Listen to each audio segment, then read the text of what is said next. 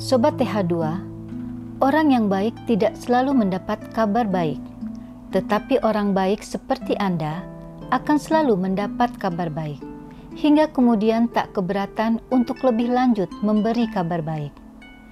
Kabar ini kami sampaikan dari hasil perjalanan yang kami lakukan menuju Desa Purwodadi, Kecamatan Tepus, Kabupaten Gunung Kidul.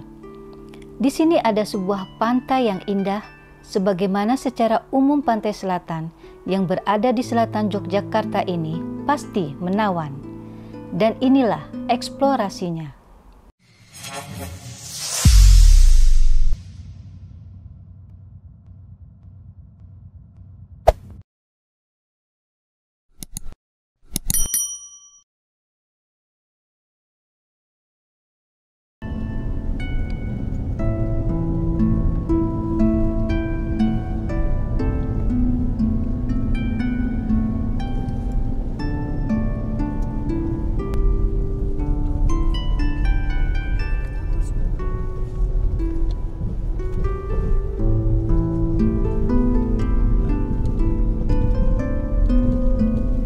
Assalamualaikum warahmatullahi wabarakatuh.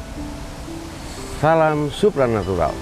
Sobat TH2, dari selatan Jogja, tepatnya di Kabupaten Gunung Kidul, kami berada kali ini di Pantai Jogan. Kami ingin persembahkan satu fenomena yang cukup indah.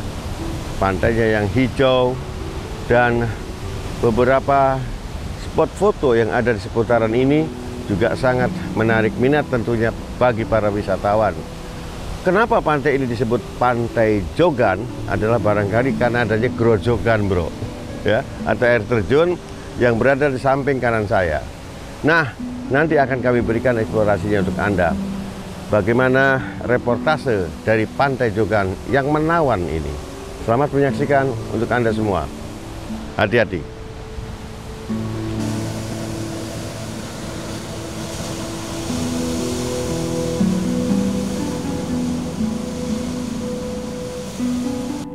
Birunya Laut Selatan, terkadang ada bagian yang menghijau apabila dipandang dari atas bumi. Sungguh keindahannya memberi gambaran sebagai lukisan permadani jagat Nusantara. Ombaknya yang tidak pernah tenang dengan deburan yang keras akan selalu nampak membahayakan. Beruntunglah Azza wa Jalla selalu memberi rahmat sehingga akan aman bagi yang senantiasa bersikap hati-hati.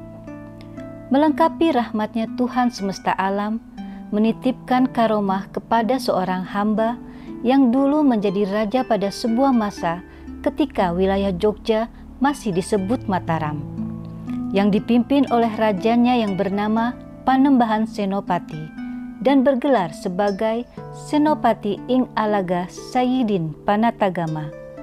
Itu menunjukkan bahwa ia berkuasa atas pemerintahan dan keagamaan.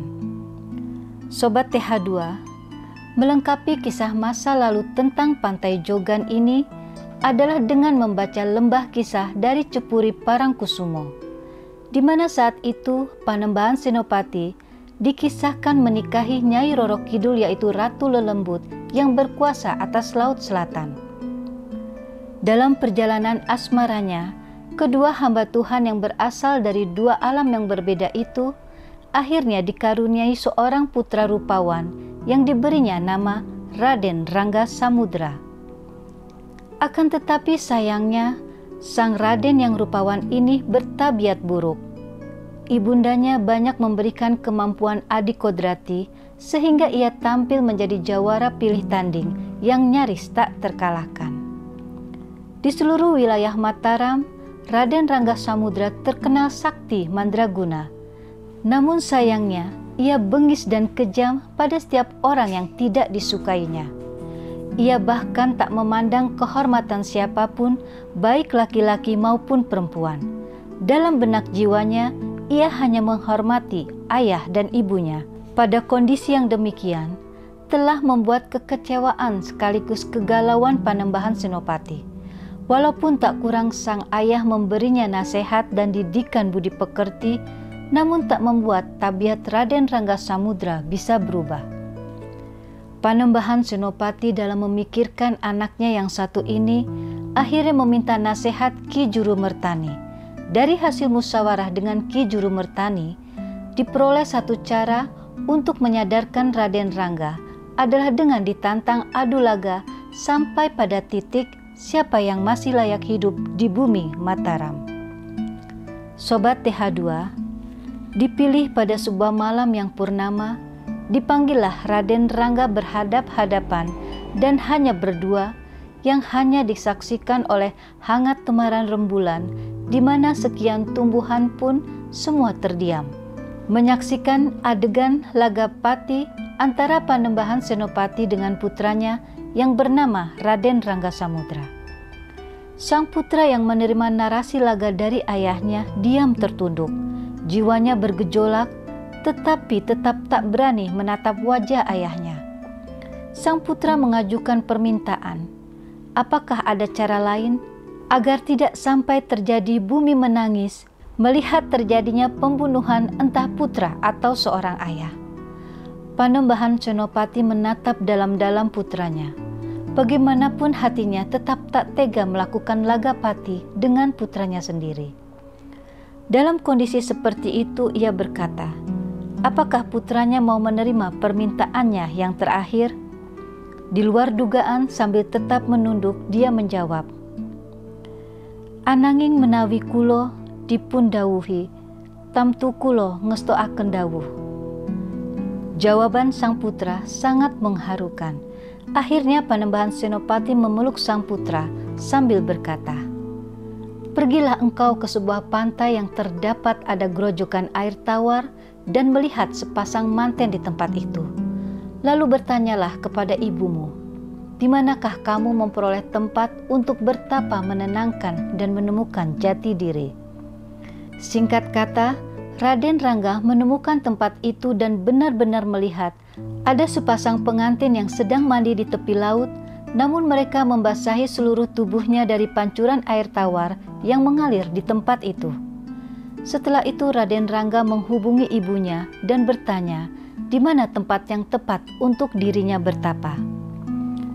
Nyai Roro Kidul sebelum menunjukkan tempat itu langsung memahami permintaan ayah dari Raden Rangga yang tak lain adalah suaminya sendiri.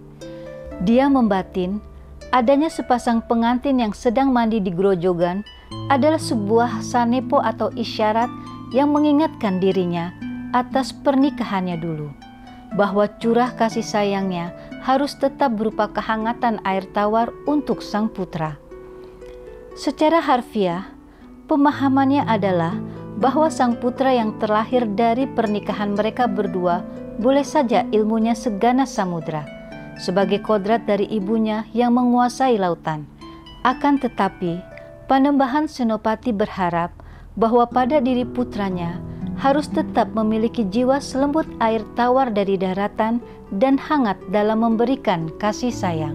Setelah memahami sanepo dari suaminya itu, barulah kemudian Nyai Roro Kidul menunjukkan sebuah gua yang berada di sebuah tebing di sudut pantai itu.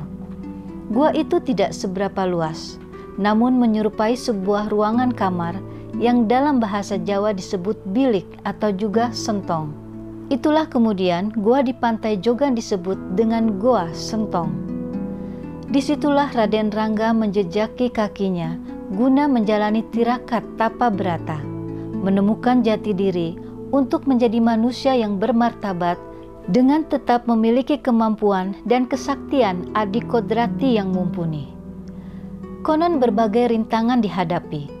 Dari mulai ia berhasil membunuh seekor ular besar yang ganas dan buas, seolah-olah itu menjadi isyarat bahwa dia harus membuang nafsu angkara murka terhadap orang-orang yang dibencinya.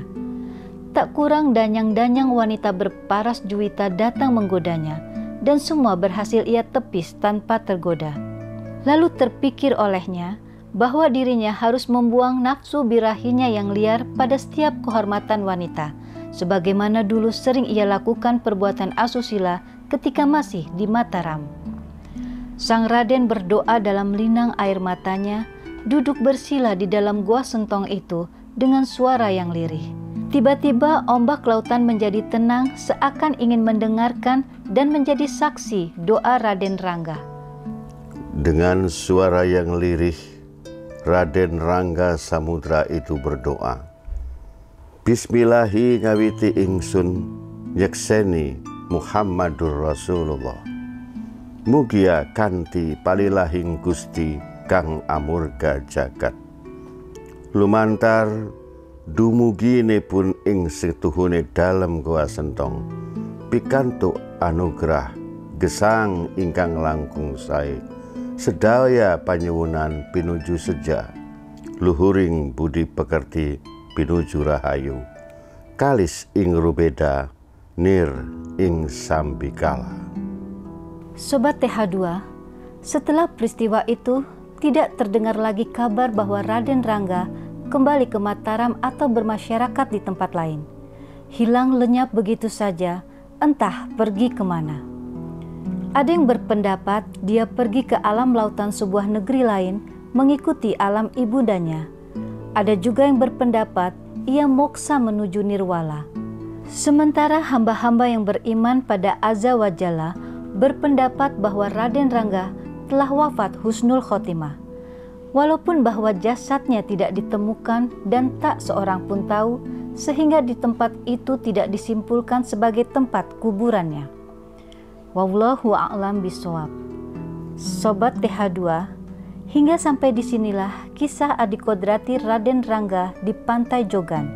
Sampai jumpa pada persembahan berikut nanti. Wassalamualaikum warahmatullahi wabarakatuh. Hati-hati.